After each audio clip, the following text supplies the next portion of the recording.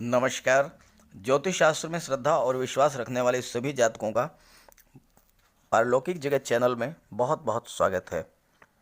15 मार्च 2022 प्रातः 0:55 AM पर ग्रहों के राजाधिराज भगवान भुवन भास्कर सूर्यदेव राशि परिवर्तन करेंगे और शनि की राशि कुंभ राशि से निकलकर अपने परम मित्र देवगुरु की राशि मीन राशि में गोचर करेंगे।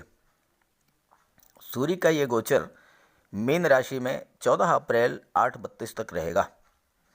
सूर्य का ये राशि परिवर्तन ज्योतिषी दृष्टिकोण से बहुत ही महत्वपूर्ण रहने वाला है, क्योंकि सूर्य राजा हैं और राजा का महामंत्री के घर आगमन हो रहा है, तो इसका बहुत ही श्रेष्ठ प्रभाव पड़ेगा समस्त चराचर जगत पर। तो सूर्य के इस राशि परिवर्तन का मेष राशि के जातकों के जीवन पर क्या प्रभाव पड़ेगा, इसी का विश्लेषण करेंगे इस वीडियो में। महत्वपूर्ण बात यह है कि मेष राशि के जातकों के जीवन में 15 मार्च से 14 अप्रैल तक घनघोर धन वर्षा होने वाली है। लेकिन वीडियो शुरू करने से पहले ये समझना जरूरी है कि सूर्य क्या है, सूर्य का हमारे जीवन पर क्या प्रभाव पड़ता है और सूर्य का देवगुरु की राशि में गोचर का क्या प्रभाव पड़ेगा। इसके बाद सूर्य के राशि परिवर्तन पर चर्चा करेंगे। तो चलिए वीडियो शुरू करते हैं। तो पहले समझते हैं सूर्य को। सूर्य सौरमंडल के केंद्र में स्थित होते हैं और सभी ग्रह सूर्य के चारों तरफ विभिन्न ऑर्बिट्स में घूमते हैं। सूर्य प्रकाश और ऊर्जा प्रदान करते हैं और सूर्य के बिना इस पृथ्वी पर जीवन की कल्पना नहीं की जा सकती है। अगर सूर्य का प्रकाश ना हो तो इस सृष्टि में जीवन ही संभव नहीं होगा, क्योंकि अगर हम कोई पौधा लगाते हैं, कोई बीज बोते हैं, तो वो सूर्य के प्रकाश के बिना पल्लवित नहीं होगा। अगर सूर्य का प्रकाश ना हो तो हमारे शरीर को ऊर्जा नहीं मिलेगी, शरीर मुरझा जाएगा। हमारे जीवन में सूर्य की बहुत ही महत्वपूर्ण भूमिका होती है। ज्योतिषीय दृष्टि से सूर्य को आत्मा, बल, तेज, प्रताप, आत्मविश्वास और आत्मसम्मान का कारक माना गया है। सूर्य शासन, प्रशासन, सरकारी नौकरी और राजनीति के कारक माने जाते हैं। सूर्य राजा हैं और सूर्य के प्रभाव से हम जीवन में बड़े बड़े कार्य करते हैं। बड़े बड़े IAS, IPS, मंत्री, विधायक, सांसद, नेता, अभिनेता, ये सब सूर्य के प्रभाव से ही बनते हैं। सूर्य जीवन में ऊंचा मान सम्मान दिलाते हैं।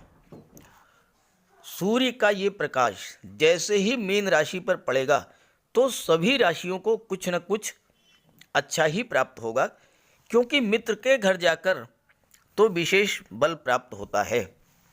और देवगुरु जो कि मीन राशि के स्वामी हैं, वो ज्ञान, बुद्धि, विवेक, धन, मान सम्मान, धर्म और सत्कर्म के कारक हैं और साथ ही साथ देवगुरु विवाह और संतान के भी कारक हैं। तो सूर्य के मकर राशि में गोचर करते ही आपके ज्ञान, बुद्धि, विवेक में वृद्धि तो होगी ही होगी, आपका कॉन्फिडेंस लेवल भी बहुत हाई रहेगा। सूर्य पिता के कारक हैं और देवगुरु संतान के कारक हैं, तो इस योग में संतान की भी प्राप्ति हो सकती है।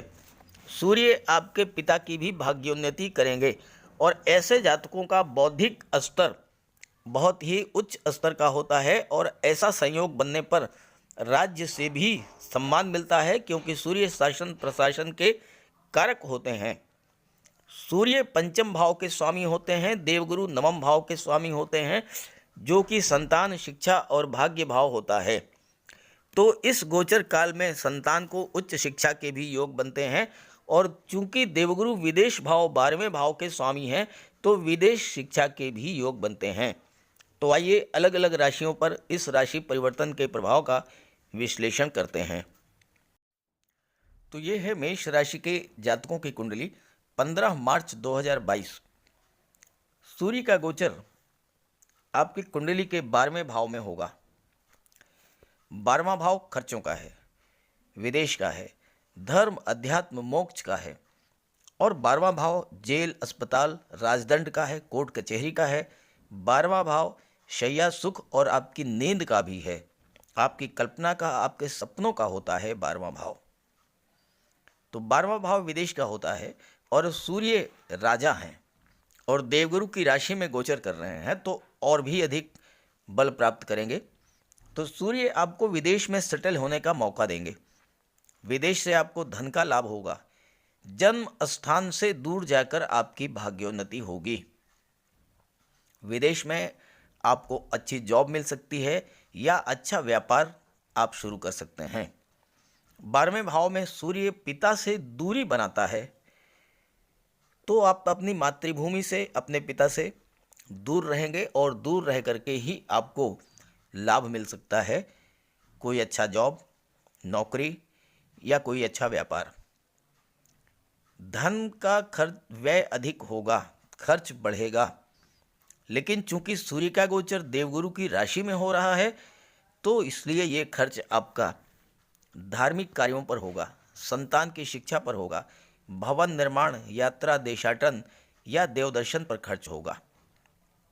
साथ ही देवगुरु संतान के कारक होते हैं, सूर्य पिता हैं, तो इस गोचर काल में आपको संतान की भी प्राप्ति हो सकती है और वह संतान सूर्य के समान तेजस्वी होगी और उसके जन्म लेते ही आपका भाग्योदय होगा। साथ ही साथ देवगुरु संतान के कारक हैं और सूर्य पिता हैं और सूर्य का गोचर 12वें भाव में है, तो आपकी संतान उच्च शिक्षा के लिए आपसे दूर जा सकती है, विदेश जा सकती है। चूंकि संतान और शिक्षा के भाव के स्वामी भी सूर्य हैं। हालांकि मेष राशि के जातकों के लिए सूर्य का 12वें भाव में गोचर स्वास्थ्य संबंधी समस्याओं को जन्म दे सकता है। नेत्र कष्ट हो सकता है, उदर संबंधी कोई समस्या हो सकती है, पेट के रोगों से आप परेशान हो सकते हैं, पिता से किसी बात पर मतभेद हो सकता है। लेकिन एक बहुत अच्छी बात है कि 12वें भाव में सूर्य होने पर धन प्राप्ति की इच्छा अत्यंत तीव्र होती है और आप हर दशा में धन अर्जित करने में सफल हो जाते हैं। और ऐसा योग बन रहा है क्योंकि बुध का गोचर लाभ के भाव में है और बुध लाभ के भाव में अति विशिष्ट कारक होते हैं और यहाँ पर गुरु भी लाभ के भाव में हैं, तो आपको धन का लाभ, संतान का लाभ, शिक्षा का लाभ, मान सम्मान और पद प्रतिष्ठा का लाभ दिलाने वाला है ये गोचर। 12वां भाव जेल, अस्पताल और राजदंड का है, न्यायपालिका का है। सूर्य सरकारी नौकरी, मान सम्मान और उच्च पद के कारक हैं और देवगुरु की राशि में गोचर कर रहे हैं, जो आपके ज्ञान, बुद्धि और विवेक में वृद्धि करेंगे। तो आप अपने ज्ञान और परिश्रम के बल पर चिकित्सा विभाग में उच्च पद प्राप्त कर सकते हैं। Doctor, surgeon, CMO, CMS, pharmacist हो सकते हैं। जेल विभाग में आप जेलर हो सकते हैं, जेल अधीक्षक हो सकते हैं। पुलिस विभाग में उच्च पद धारण कर सकते हैं। न्यायपालिका में आप जज हो सकते हैं, मजिस्ट्रेट हो सकते हैं। और 12वें भाव में सूर्य वकालत के क्षेत्र में भी आपको उच्च स्तर की सफलता दिलाते हैं। अब अगर आप अनैतिक कार्यों में लिप्त हैं तो उसके लिए तो कोई कुछ नहीं कर सकता, लेकिन ये वीडियो तो उन लोगों के लिए है जो कि सच्चाई, ईमानदारी और नेकी के रास्ते पर चल रहे हैं, परिश्रम से, मेहनत से धन अर्जित करते हैं, तो उन्हें तो लाभ ही लाभ होगा। 12वां भाव मोक्ष का है और मोक्ष का अर्थ होता है इच्छाओं की तृप्ति, इच्छाओं की पूर्ति। सूर्य और देवगुरु आपकी इच्छाओं की पूर्ति करेंगे, आपके अंदर संतुष्टि और संतोष की भावना जागृत करेंगे और यही मोक्ष होता है। मरने के बाद वाला मोक्ष नहीं, यही इसी जन्म में मोक्ष मिलता है। आपकी रुचि धर्म, कर्म, अध्यात्म, दान, पुण्य, यात्रा, देशाटन में होगी और आपको इसका लाभ होगा। हालांकि सूर्य अगर आपकी जन्म कुंडली में कमजोर हैं या पीड़ित हैं तो कुटुंब में तनाव पैदा करेंगे, नेत्र कष्ट होगा, कार्यों में असफलता मिलेगी, कोर्ट कचहरी के मामले में परेशानी होगी, तो उसके लिए आप सूर्य का उपाय कर लें। आगे चर्चा करेंगे। अब आइए बात करते हैं सूर्य की दृष्टि के बारे में। सूर्य का गोचर देवगुरु की राशि में हो रहा है और साथ ही साथ बुध भी हैं, और बुध 24 अप्रैल तक लाभ के भाव में है और 24 मार्च तक, और 24 मार्च को बुध भी 12वें भाव में गोचर कर जाएंगे। तो अगर देवगुरु के बारे में चर्चा नहीं की गई तो वीडियो अधूरा रहेगा, क्योंकि सूर्य को देवगुरु और बुध ये सभी प्रभावित करेंगे। आपके जीवन को सूर्य, बुध और गुरु तीनों ही प्रभावित करेंगे बहुत अधिक, क्योंकि सूर्य संतान भाव के स्वामी हैं, देवगुरु भाग्य भाव के स्वामी हैं, और बुध पराक्रम भाव के स्वामी हैं और छठे भाव के स्वामी हैं। तो ये तीनों ही ग्रह आपके जीवन को बहुत अधिक प्रभावित करेंगे। एकादश भाव लाभ का भाव होता है। एकादश भाव आपके सपनों का होता है, आपकी इच्छाओं का होता है, आपकी आकांक्षाओं का होता है।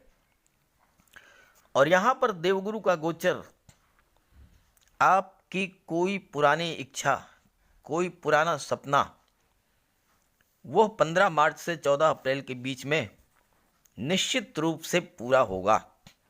आप नोट कर लीजिए। वजह है कि केतु गोचर कर रहे हैं अष्टम भाव में, और केतु की पंचम दृष्टि सूर्य पर पड़ रही है, और केतु ज्योतिष शास्त्र में आकस्मिकता के कारक माने जाते हैं। सूर्य पर दृष्टि पड़ रही है केतु की, तो आकस्मिक रूप से आपको कोई ना कोई बहुत बड़ा लाभ जरूर होगा। आपका कोई सपना पूरा होगा। बच्चे को आप अपने उच्च शिक्षा दिलाना चाहते थे, वो सपना पूरा होगा। संतान का विवाह करना चाहते थे, वो सपना पूरा होगा। आपका अपना खुद का विवाह होना था, वो हो सकता है। संतान की प्राप्ति हो सकती है। मकान बनाना चाहते थे, वो सपना पूरा होगा। जमीन खरीदना चाहते थे, वो सपना पूरा होगा। कोई ना कोई एक इच्छा आपकी निश्चित रूप से पूरी होगी। और आप नोट कर लीजिएगा, 15 मार्च से 14 अप्रैल के बीच में अगर आपकी कोई इच्छा पूरी होती है, आपके साथ कोई शुभ घटना घटित होती है, तो कमेंट करके ज़रूर बताइएगा, ताकि आपके साथियों को भी इसकी जानकारी हो और इसका वो लाभ ले सकें। एकादश भाव में गुरु आपको महाधनी बना देंगे। आपकी धनोपार्जन की क्षमता बढ़ाएंगे। विभिन्न स्रोतों से धन का लाभ होगा, और समाज के प्रतिष्ठित व्यक्तियों, धनवान व्यक्तियों से आपके संबंध मजबूत होंगे, और उनके सहयोग से आप धन कमाने के मार्ग पर निरंतर आगे बढ़ते जाएंगे। आप अत्यंत बुद्धिमान और चतुर होंगे। देवगुरु की दृष्टि पंचम भाव पर पड़ेगी, और जिसके स्वामी हैं सूर्य, और सूर्य देवगुरु की ही राशि में गोचर कर रहे हैं। तो आप उच्च शिक्षा प्राप्त करेंगे, या आप अपनी संतान को उच्च शिक्षा के लिए विदेश भेज सकते हैं, और आप अपने क्षेत्र में महारत हासिल करेंगे। टेक्नोलॉजी या फाइनेंस की पढ़ाई कर रहे हैं, तो आप नए नए इनोवेशंस करेंगे। प्रतियोगी परीक्षाओं में आपको सफलता मिलेगी। अगर आप IT sector, communication, commerce, management, computer, medical क्षेत्र, इन सब क्षेत्रों में अध्ययनरत हैं, लाभ होगा। आईएएस, आईपीएस, सिविल सर्विसेज में अगर आप अपीयर हो रहे हैं, वहाँ भी आपको सफलता मिलेगी। विवाहित हैं तो संतान प्राप्ति के योग हैं, और संतान प्राप्ति अगर इस गोचर काल में होती है तो वो सूर्य के समान तेजस्वी होगी, और उसके जन्म लेते ही आपका भाग्योदय होगा।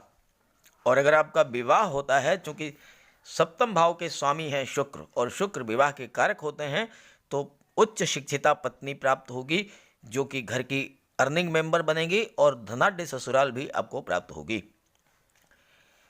देवगुरु भाग्य भाव के स्वामी हैं, तो आप अपने भाग्य के सपोर्ट से धन अर्जित करेंगे। और केतु अष्टम भाव में गोचर कर रहे हैं। केतु आपकी इंट्यूशन पावर को बढ़ा देंगे। भविष्य में क्या होने वाला है, आपको इसका आभास पहले से ही हो जाएगा, और आप उसी के अनुसार प्लानिंग करेंगे और आप उससे लाभ अर्जित करेंगे। यहाँ पर सूर्य का गोचर 12वें भाव में होगा, बुधादित्य राजयोग बनेगा और 12वें भाव में बुधादित्य राजयोग बनने से आपको विदेश सेवा में जॉब मिल सकती है, हॉस्पिटल में जॉब मिल सकती है, जेल विभाग में या न्यायपालिका में आपको नौकरी मिल सकती है, राजस्व विभाग में आपको जॉब मिल सकता है, और या फिर आपका कोई स्वतंत्र व्यापार व्यवसाय होगा इस गोचर काल में और आप उसमें सफलता अर्जित करेंगे। लेकिन ये सफलता आपको विदेश में प्राप्त होगी, और ये विदेश का अर्थ ये होता है कि अपनी मातृभूमि से दूर किसी दूसरे शहर, किसी दूसरे राज्य में, ना कि अमेरिका, ब्रिटेन, कनाडा और फ्रांस। अब आइए सूर्य की दृष्टि के बारे में बात कर लेते हैं। मेष राशि सूर्य की उच्च की राशि होती है और 12वें भाव में गोचर करते हुए सूर्य की सप्तम दृष्टि छठे भाव पर पड़ेगी, जिसके स्वामी हैं बुध। छठा भाव प्रतियोगिता का होता है, कंपटीशंस का होता है, तो आपको सरकारी जॉब मिलने के प्रबल योग हैं। आप पुलिस, सेना, चिकित्सा जगत या किसी मंत्रालय में आपको जॉब मिल सकती है, या आपके पिता इन विभागों में हो सकते हैं। सूर्य राजा हैं और छठा भाव शत्रु का भाव होता है। राजा के प्रत्यक्ष शत्रु बहुत कम होते हैं, लेकिन गुप्त शत्रु बहुत होते हैं, और सूर्य की दृष्टि छठे भाव पर पड़ रही है तो शत्रुओं का विनाश करेंगे, साथ ही साथ आपकी इंट्यूशन पावर को बढ़ा देंगे। आप अपने गुप्त विरोधियों को पहचान लेंगे और उनके द्वारा रचे जा रहे षड्यंत्रों को समाप्त कर देंगे। साथ ही साथ कोर्ट कचहरी के मामलों में भी आपको विजय दिलाएंगे। ननिहाल पक्ष से आपको लाभ होगा।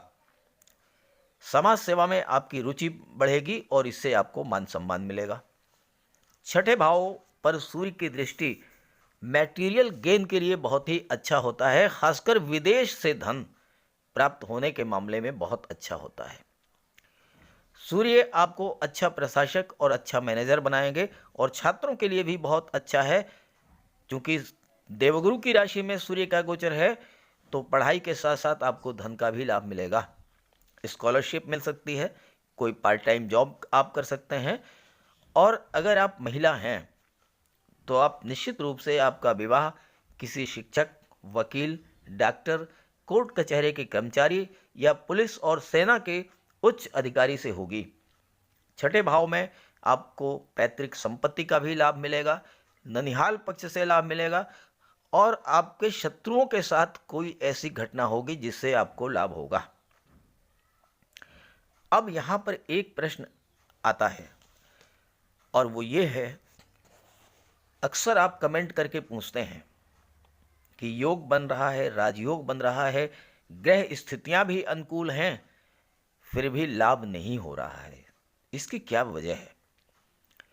तो मैं आपको बताना चाहूँगा कि अगर आपकी कुंडली में, जन्म कुंडली से ही गोचर कुंडली का विश्लेषण होता है, और जन्म कुंडली में सूर्य, बुध या गुरु अगर कमज़ोर हैं तो आपको इनका उपाय करना पड़ेगा। आप नेट से कुंडली डाउनलोड कर लीजिए और अंशबल देखिए।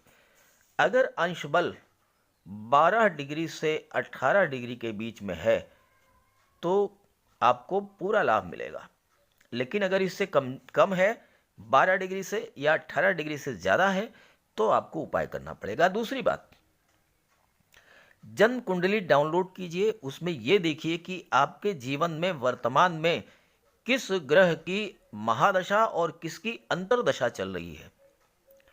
सूर्य की, बुध की, गुरु की, मंगल की, शनि की, शुक्र की, राहु केतु की किसकी महादशा चल रही है और किसकी अंतर्दशा चल रही है, और जिस भी ग्रह की महादशा या अंतर्दशा चल रही है, आप उसका उपाय जरूर कीजिए। उपाय नहीं करेंगे तो समस्या होगी, उपाय करेंगे तो लाभ होगा। यहाँ बात कर रहे हैं सूर्य के बारे में, तो सूर्य के लिए आप सूर्यदेव को अर्घ्य दीजिए। रविवार के दिन प्रातःकाल तांबे के लोटे में जल, अक्षत, लाल पुष्प, रोली, चंदन ये डाल करके सूर्य को अर्घ्य दीजिए। सूर्य देव के सामने बैठ करके गायत्री मंत्र का पाठ कीजिए। आदित्य हृदय स्तोत्र का पाठ कीजिए। पिता की सेवा कीजिए, पिता का सम्मान कीजिए, पिता का आशीर्वाद प्राप्त कीजिए। आप देखिए निश्चित रूप से आपको जीवन में अपेक्षित सफलता मिलेगी। जितना आप सोच रहे हैं उससे ज़्यादा सफलता आपको प्राप्त होगी। तो सभी ग्रहों की कृपा दृष्टि आप पर बनी रहे। इसी भावना के साथ आप सभी का बहुत बहुत धन्यवाद। नमस्कार।